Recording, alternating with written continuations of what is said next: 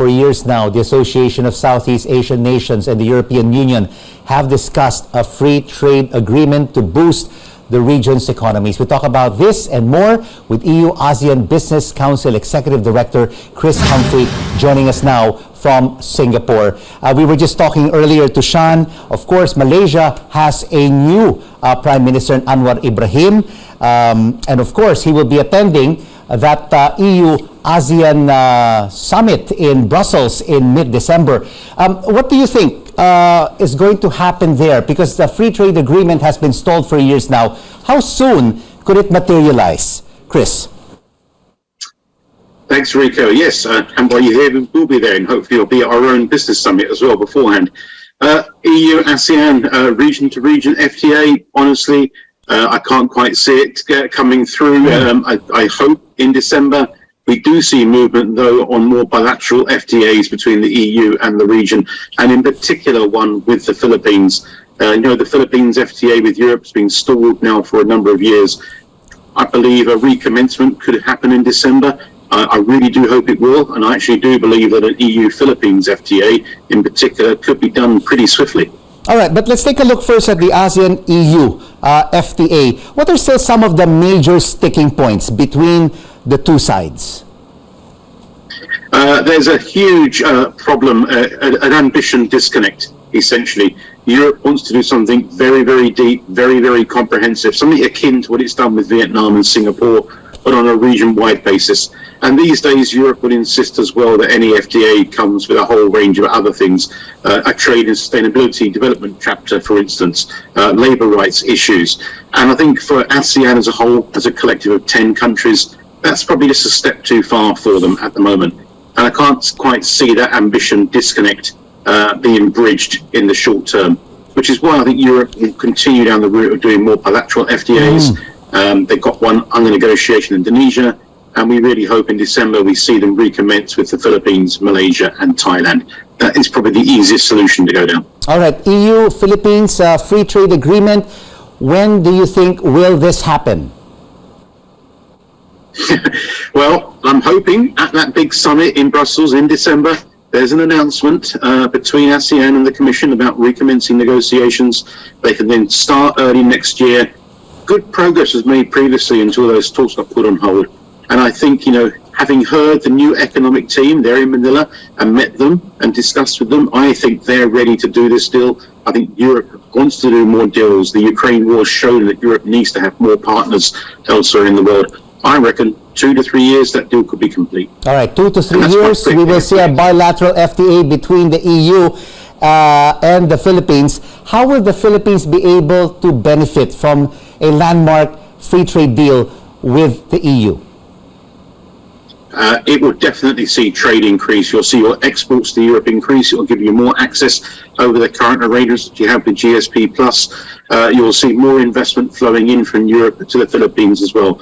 Just take one look at what's happened between Europe and Vietnam since that FTA was put in place, and you've seen Vietnamese trade with Europe accelerate away. There was not even a dip during the COVID years, and you've seen investment from Europe into Vietnam accelerate away as well. But Philippines can only stand to benefit from this. All right, indeed, the Philippines will benefit with more exports to the European Union, which is made up of more than a dozen countries. But what could be the sticking points? What do you think will the EU be asking from the Philippines to compromise, to be able to sign an FTA in 2 to 3 years' time?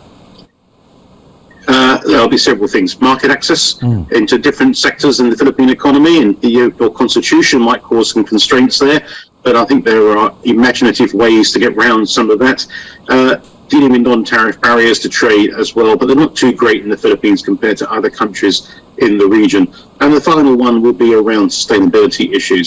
This is an area that the EU will now insist are included in FTAs, so greening your supply chains, energy transition, climate action. But I must say the Philippines is making a lot of work in these areas, particularly on energy transition. What is the EU's perception now of this Marcos administration? I think, the President Marcos himself and his economic team have been doing a very good sales job globally at the moment, making clear that this is a new administration. It has new approaches in a number of different areas, and Europe is hearing that. When I was in Brussels last week for meetings, and I actually was pleading the case for the Philippines and FTA to restart, it's clearly that message of we are different, we are having a new approach here in Manila is definitely permeating through into Brussels now. And with this perception and with this approach of the Marcos administration, will the Philippines attract increased foreign investments from European Union members? Yes, I believe you will. You've got an attractive country there. You're well placed geographically. You've got an open government now that wants to do more in the way of trade, wants to attract more investment. You've got a very innovative and very young population there as well. So I think all the right ingredients are there to attract more investment from Europe. And if you just get that FTA in place, I really believe the money will start flowing in. The EU and ASEAN, Chris, signed a comprehensive air transport agreement. How will the Philippine aviation and tourism sectors benefit in terms of frequency, tourism dollars, and visitors? Good question, Rico. That deal is the first ever region-to-region aviation deal. It removes all the barriers for flights from Europe into Southeast Asia. It creates a whole new opportunities as well. So essentially, it means that there's a possibility of more flights now to come in from Europe into the Philippines or into the rest of ASEAN, then onto the Philippines as well. So it should increase access. It should increase accessibility for European tourists to come into the Philippines. And you have so much to offer there. I hope your tourism secretary will be doing the rounds in Europe at some point, pushing the case to the Philippines, because now the legal barriers to more flights certainly have gone away. And briefly, Chris, on government consultation and competition, a lot of EU members and respondents feel they frequently face unfair competition practices in ASEAN. Do they feel the same way in the Philippines? We do a survey every year, Rico, and that's always one of the questions that they ask. And I'm afraid, I think since COVID happened, the feeling is, we do face more competition problems and we do not see quite as much consultation. But that's just not a case for the Philippines. It's a case right across Southeast Asia as well.